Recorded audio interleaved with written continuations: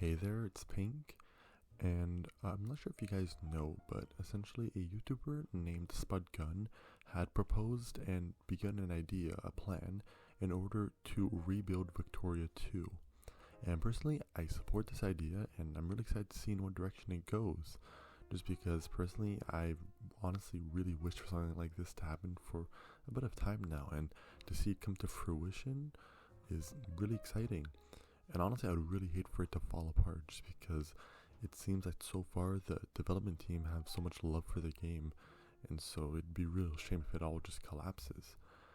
However, there is one thing he mentioned in the video, his latest video, that did kind of worry me a bit, and that was the fact that he mentioned that the recreation is mainly going to focus on multiplayer, and that is their main focus. And of course, that's their choice, and I respect whatever decision they make. However, I am kind of worried because personally I'm in the minority that doesn't play multiplayer. I've never have, and I'm not sure I really will, just because I'm pretty busy. I don't really have time for it. However, I've been down to try it at some point. But yeah, since I play mainly single player, I'm worried that single player may become forgotten and just maybe ignored, and that's an issue because single player does have a lot of problems, such as the AI starting 13 Great Wars, starting crises over the most random things. The whole sphering mechanic is a mess. I hate it.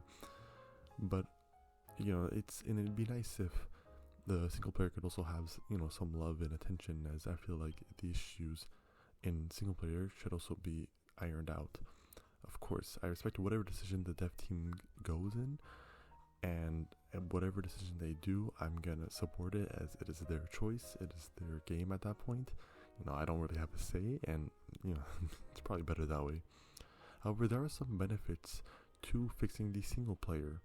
The first one would be that by fixing the single player, the game can be a lot more reliable, and which can help bring in new players. Personally, one of my biggest fears is that Victoria 2 simply dies out over time, and so I feel like by fixing the single player, that can ensure that the game stays reliable and it stays easy to understand. And that's an important thing, because since the devs are going to have to recreate the world economy in the game, they can recreate it in a manner that's simpler to them, of course, because it's going to be easier for them, but also in a way that they can understand it, and in that way they can explain it to us, making it so that the economy works less on black magic and more on logical processes, which can help new players understand how it works and guide them through it.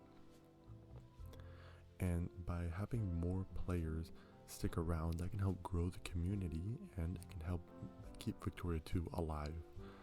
And so personally, just overall, I think that if they could also just show a bit of love to the single player community and single player side of Victoria 2, I think that can be really beneficial. It can help the community, and it can help everyone as a whole.